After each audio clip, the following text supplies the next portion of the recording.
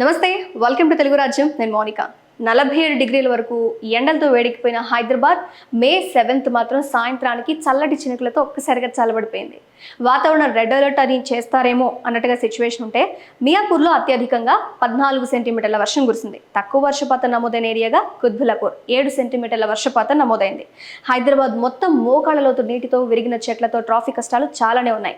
చాలా ఏరియాలో 4 నుంచి 6 గంటల వరకు పవర్ కట్ కష్టాలు అయితే తప్పలేదు. మే 11 వరకు ఇలాగే వర్షాలు కురుస్తాయి కాబట్టి కొంచెం జాగ్రత్త అంటూ ఎల్లో అలర్ట్ ఇచ్చేసింది వాతావరణ శాఖ. అయితే ఉపరితల ద్రోణి కారణంగా 40 నుంచి 50 కిలోమీటర్ల వేగంతో గాలులు వీచి ఈ వర్షాలు పడ్డాయని మాత్రం తెలుస్తోంది. ఏపీ సంగతి చూస్తే వేమగిరిలో 124.5 మిల్లీమీటర్లు, మచిలీపట్నంలో 73 మిల్లీమీటర్ల వర్షపాతం అయితే వచ్చింది. సో కొన్ని రోజులు వానలకు జాగ్రత్త, అంటే ఆ తర్వాత ఎండలకు కూడా సిద్ధంగా ఉండాలంటూ ఇప్పటికే వాతావరణ శాఖ చెప్పేసింది. జులై టైంకి ఋతుపవనాలు వచ్చేస్తాయి. 106% వర్షపాతం ఈసారి నమోదవుతుంది అని చెప్తున్నారు వాతావరణ శాఖ అధికారులు.